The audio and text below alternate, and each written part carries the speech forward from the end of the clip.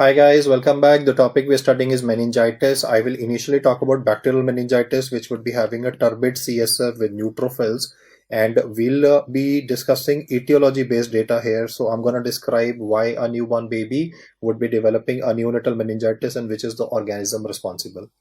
Well, the infection would come to the baby from the female genital tract, and on a global basis, the number one answer would be given as group B streptococcus, which is alternatively also written as Streptococcus agalactiae. The controversies, however, for organism for India, so I don't want you to bother for this information that I'm writing now, because obviously you will say that the pediatrician said an X organism, you are saying a different one, and maybe the microbiologist said something different.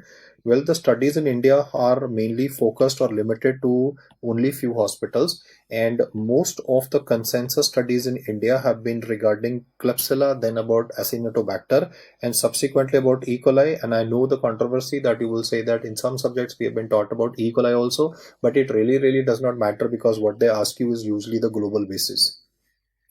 They will definitely be interested in you knowing regarding a rare cause of bacterial meningitis in newborn babies, that is Listeria monocytogenes. And why is that important is because this particular organism does not exhibit sensitivity to third generation cephalosporins. Shocking, no? I mean, normally whenever we are using third generation cephalosporins in meningitis, we get a very good clearance of the bacteria from the CSF and the patient begins to recover. In fact, in neonatal meningitis, we use cefotaxime. We usually don't use ceftriaxone in newborn babies because of higher incidence of jaundice. So cefotaxime is usually used, but in this case, you will notice that lots of time the pediatrician, because he may not get a microbiological confirmation, so he might be empirically using two antibiotics. One is obviously cefotaxime for treating group B streptococcus, but along with this, he will also be using ampicillin, and that is precisely the reason why this has been asked in your exam per se. The question mentioned regarding Listeria monocytogenes, and he said that this baby whose CSF culture has showed Listeria monocytogenes will be now therapeutically started on which antibiotic. The answer is ampicillin. I mean, the surprising thing is that normally you always have sensitivity to third generation cephalosporins, but in this case you would be having sensitivity to ampicillin. Let us now move up the ladder to a child. And if he says what is the leading cause of meningitis in a child, the answer will be given as pneumococcus and not Haemophilus influenzae. The reason for that is that due to the Haemophilus influenzae vaccination, casually called as HIB vaccine, taking up on a global basis, both in India, upper socioeconomic strata of the society, at least it is given. Government of India is also trying to incorporate it, and on a global basis, anyway, the push for HIB vaccine is there. So the incidence of Haemophilus influenzae has reduced dramatically. So why would you answer Haemophilus influenzae in some of the MCQs is because this infection definitely causes production of pus in the meninges, but has predilection for development of pus around the eighth nerve. Now, when you will give antibiotics, obviously the pus is going to disappear, patient will recover, but unfortunately, because there was substantial amount of damage around the eighth nerve, there's going to be gliosis of the eighth nerve. So the bad news in this case is that this particular kid could actually become deaf. And that is why in a question that even the ENT doctor will talk about, post meningitis deafness, if specified in the question, if he says a child who had recovered from meningitis has subsequently become deaf, then you need to answer as Haemophilus influenzae. Otherwise, incidence wise, the primary answer will be given as pneumococcus. Yeah, the same organism which causes community acquired pneumonia in children is also the leading cause of why a bacterial meningitis would be occurring. Now we come to adult population, and here the specific thing I want you to be very clear about is again the pneumococcus is the leading cause. When I describe it, a lot of guys say, sir, why not Neisseria meningitidis?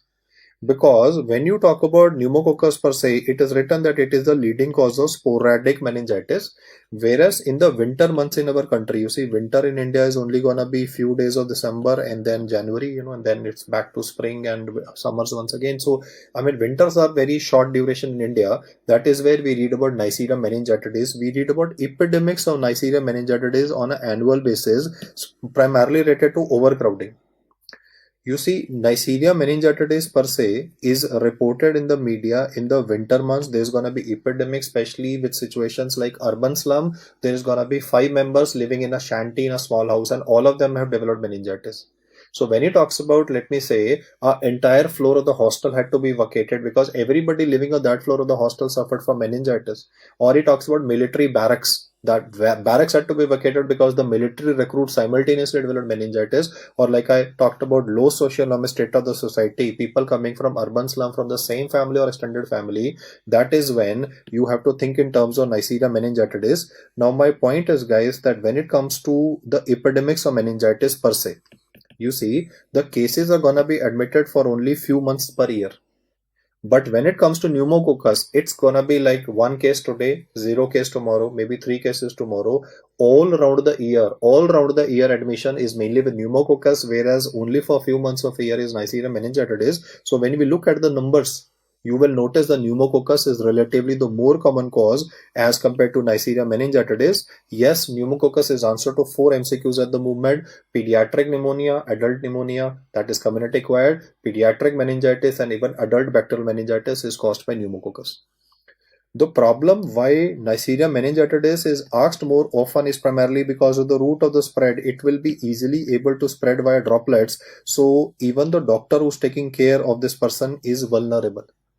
Once a doctor is gonna get this infection, he can not only develop meningitis, but he can unfortunately even develop sepsis, can then develop disseminated intravascular coagulation. This can contribute to bleeding in the adrenal gland. If the bleeding occurs in the first layer of the gland, it will result in hypotension. If the bleeding occurs in the second layer of the gland, it will contribute to hypoglycemia. So there can be Addisonian crisis that could be developing in this person post Neisseria meningitidis, and that is what is you reading as Waterhouse-Fridson syndrome. In fact, I want you to be very clear about the fact that in Waterhouse-Fridson syndrome, the petechia and purpura will be extensive fluid all over the body, especially on the lower extremities, because petechia due to gravity first appear in the lower part of the body. In contrast to dengue, where the manifestations of bleeding occur when the fever is rather resolving. In this patient, even when the fever is there of a short duration, 2-3 days, once the sepsis will come in, septic shock will come in, simultaneously when the septic shock is going on, that is when the patient will start having development of bleeding. Whereas in dengue, the bleeding manifestations usually begin at defervescence. When the fever comes down, that is when the bleeding manifestations will appear. At this junction, I don't want you to mix up the information of Waterhouse-Fridson syndrome with that of Wunderlich syndrome. Now, Wunderlich syndrome is what you read with tuberous sclerosis. Tuberous sclerosis is a neurocutaneous disorder in which there will always be family history of epilepsy. You will be having cutaneous manifestations in the form of presence of, I would say, Sjagren's patch, or even ash leaf macules can be present. And then you have a malformation in the kidney with a very peculiar name where three tissues are present: angiomyolipoma, where there would be blood vessels, there would be muscles, and there would be fat. If a patient of Wunderlich syndrome is having an angiomyolipoma of the kidney, the bad news is that this angio lesion can definitely bleed. So the message is Wunderlich syndrome is related to bleeding in the kidney with respect to tuberous sclerosis per se, whereas Waterhouse-Fridson syndrome is due to the bacterial impact of Neisseria meningitidis. And then his objective would be to ask you that how can you prevent these droplets from spreading? And the answer is definitely, or the solution is definitely not masks. Because per se, even if we are using an N99 mask, there would still be some possibility of spread. So if you wanna prevent the spread, the best way would be to go in for chemoprophylaxis. For chemoprophylaxis, when he says what is the drug that is recommended, then your answer is ceftriaxone. Here your query would be, sir, we have studied in different subjects like PSM etc. is given rifampicin. I want to highlight that the efficacy of rifampicin is only about 70% and is not recommended for healthcare worker. Because a doctor is vulnerable, we would rather be giving parenteral ceftriaxone to the doctor to prevent his life from obviously being affected. If he mentions regarding a family contact, like husband is sick, wife is taking care, wife is sick, husband is taking care, father is taking care, if it's gonna be a family contact who can definitely also suffer, then for them we will be using fluoroquinolones like ciprofloxacin. Now he can create a scenario like he can say that the wife who is 6 weeks pregnant has been taking care of her husband who has been admitted with Neisseria meningitidis. In these circumstances, because she is expecting, she is in the first trimester, if you give ciprofloxacin, Well, teratogenicity can occur. You very well know that quinolones are not recommended in pregnancy mainly because they interfere with the cartilaginous growth of the child. So in pregnancy, once again, you see, ceftriaxone is the one that is recommended. Though here you might say, why should the wife take care of the husband when she is expecting herself? So I can just put a practical situation. No, it's like a nuclear family. Husband and wife are staying in Delhi and the family is way back in some other state. So obviously for the relatives to come, it will take some time. By the time she is the one who will be taking care, because we at least need one attendant per patient. So in those circumstances, it is recommended that we give ceftriaxone. So overall, the best answer in the exam is not rifampicin, it is ceftriaxone. And if he specifies the word family contact, then great, you can definitely answer ciprofloxacin. So I hope I have tried to resolve this aspect before you. And for adults, I want to highlight once again, pneumococcus will be the leading etiological agent. We are now going to compare this information with that of viral meningitis. So question to you guys up here, when it comes to viral meningitis versus viral encephalitis, can you tell me the organism for viral meningitis from microbiology knowledge, guys? Viral meningitis can have nuchal rigidity, but definitely nuchal rigidity will not be present in a case of viral encephalitis per se. I'm still waiting for your brain to register the correct answer for viral meningitis. Well, you have thought correct, guys. It's gonna be enteroviruses, which is the number one cause of viral meningitis. If he says encephalitis, then the answer will be different from India versus global. Let's have the answer from your side, guys. What's gonna be the global answer? It's gonna be herpes simplex 1, HSV1 encephalitis. Yes, the same organism whose HSV2 version contributes to STD and grouped vesicles on the penis or on the genitalia is responsible for viral encephalitis, where we can definitely be using acyclovir. For India, the organism is Japanese bee encephalitis, right? Which is notorious because of Culex mosquito, and also came in the limelight because Dr. Kafil, he was actually heading the Japanese encephalitis ward when unfortunately disaster struck, oxygen supplies ran out, he was arrested, put behind bars. I mean, in India, obviously, nobody gets punished except doctors, no? I mean, politicians are okay, everybody is okay, it's only the doctors who are at fault. Coming back to the main agenda, guys, viral meningitis is enterovirus and viral encephalitis is gonna be herpes simplex 1 encephalitis. I wanna highlight that there are certain very peculiar points that you need to remember for HSV1. One would be finding of bloody CSF. Now, bloody CSF has also been mentioned a couple of times. So one, I want you to remember, bloody CSF is seen with traumatic lumbar puncture, with subarachnoid hemorrhage. And how will you differentiate whether it is due to subarachnoid hemorrhage or traumatic lumbar puncture? You will do a 3-tube test. You will take serial contiguous samples. If it is subarachnoid hemorrhage, all the samples will be diffusely having RBCs or blood present.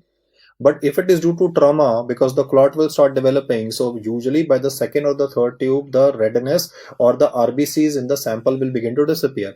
I repeat that again. In subarachnoid hemorrhage, the blood is mixed with CSF, so it will be uniformly bloody, or the RBCs in the CSF will be uniformly present in the first sample, second sample, third sample. But in a 3-tube test, when it comes to a traumatic lumbar puncture, as you go towards the third sample, the RBCs are going to disappear. Apart from that, I also want you to remember that per se, when you read about traumatic lumbar puncture contributing to bloody CSF, the source of bleeding in this case has also been asked, that is epidural venous plexus. Lots of time when you would have done a lumbar puncture, you could have done lumbar puncture 100 times in your career, but when you are doing it maybe for 101th time, you are super confident in this blood. Where does the blood come from? Whenever there is going to be bleeding anywhere, this should be a normal reflex for you to always look for the source of bleeding, and the source of bleeding in this case will be the epidural venous plexus. Bloody CSF will also be present in patients of viral encephalitis. So these are 3 important causes which are to be remembered. And yeah, bloody CSF definitely helps you in thinking in terms of this disorder, where there would be a very peculiar manifestation that I will explain. We are not going to wait for the PCR. Like, the best investigation for these patients would be to go in for a PCR, and I would like to do it for HSV1. But I am not gonna wait for the report to come. Like, I might have to send the sample to Bengaluru or to Bombay if the facility is not available in my city, and the turnaround time might be in weeks. So we are not gonna wait for the report to come. We will straight away start empirical acyclovir in these patients. Then this disease has a very peculiar predilection to affect the temporal lobe, and this will be reflected in the EEG also, and will be reflected in the fact that these patients might even lose their memory. I've explained to you temporal lobe is responsible for integration of various things ranging from smell, taste, and even it integrates the memory because hippocampus is located deep inside, and then you have the neocortex which is projecting. So temporal lobe damage can actually cause this person to lose his memory as well, which is why we are worried about him, and that leads us to a EEG finding. The EEG finding will be showing slowing that would be called as periodic, but these periodic slowing will be present only in the temporal leads because that is where the damage is present. So the term used in EEG is called as PLED, that is periodic lateralized epileptiform discharge. I'll show you the image of the same also, but first I want you to be comfortable with the term, that don't mix it with periodic sharp wave complexes which are going to be seen with variant Creutzfeldt-Jakob disease, that is PSWC. I am talking about PLED, periodic lateralized epileptiform discharge, which is a feature of herpes simplex encephalitis. Ideally, the best way for diagnosis of this condition would be to take up a CSF sample, run a PCR for herpes simplex 1, but obviously it's gonna be dependent on the resources available before you. So the points that I want you to remember mainly are bloody CSF, empirical acyclovir, temporal lobe predilection, and PLED, which is a special EEG finding that I'll explain to you as we progress on the image-based domain in the next slide. I also want you to remember the following facts.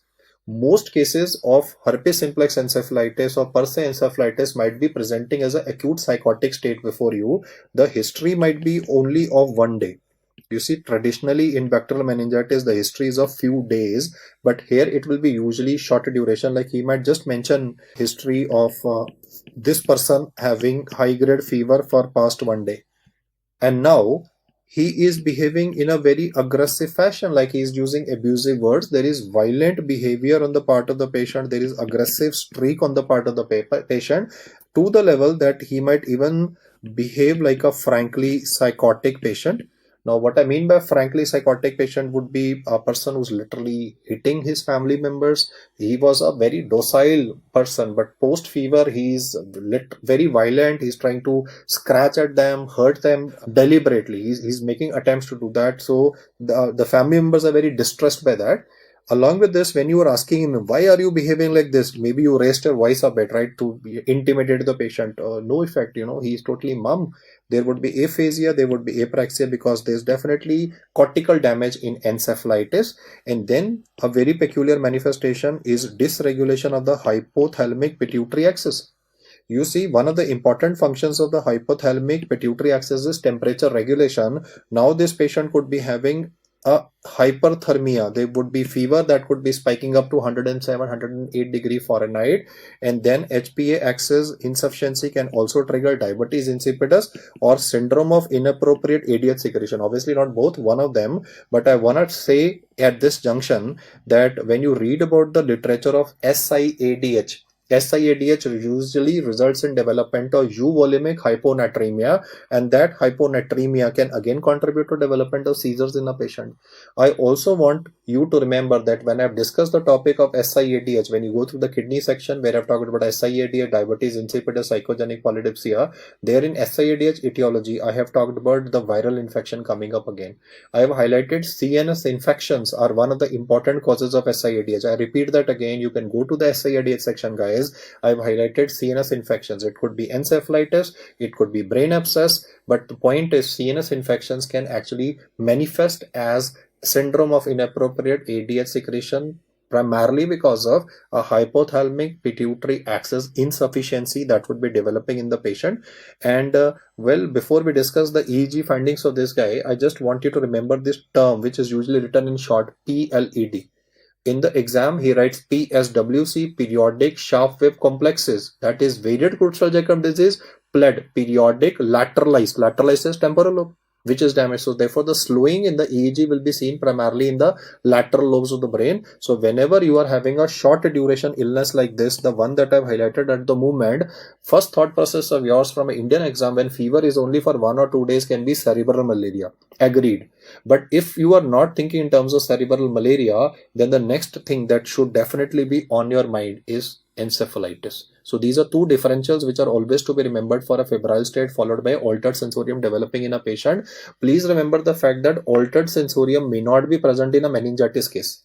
Meningitis, the triad will be that of fever with headache with nuchal rigidity. Altered sensorium may not be present because altered sensorium, if it occurs in meningitis, it is secondary to raised ICT. Per se, when you look at the disease process of meningitis, the triad that I'm saying, though the triad may be present only in 40% cases, the triad of meningitis at the moment I'm saying verbally is fever, headache, nuchal rigidity. Altered sensorium is not included in the triad. If the question begins by altered sensorium and short duration illness of one day, don't think in terms of meningitis, think in terms of what I just highlighted before you: cerebral malaria, and then you have to think in terms of viral encephalitis. And obviously for malaria, we have a dipstick available, that is HRP2 dipstick, histidine rich protein 2 dipstick. We can do a peripheral smear examination, and we can definitely start even empirical artesunate in a patient, especially if a patient has come from rural part of the country. So let us revise the EEG findings once again, though they are discussed in epilepsy topic. Periodic sharp wave complexes that would be encountered with variant Creutzfeldt-Jakob disease. I'm introducing a question for you guys, would help you recall and assess yourself, because this is discussed in epilepsy chapter. Let us see how much do you remember. Burst suppression pattern in EEG. This patient had suffered from cardiac arrest.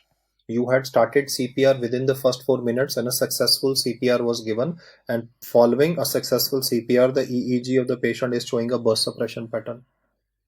This burst suppression pattern is what is seen with deficiency of oxygen delivery to the brain. It is seen with anoxic cerebral injury. So this pattern will usually be seen in patients post resuscitation.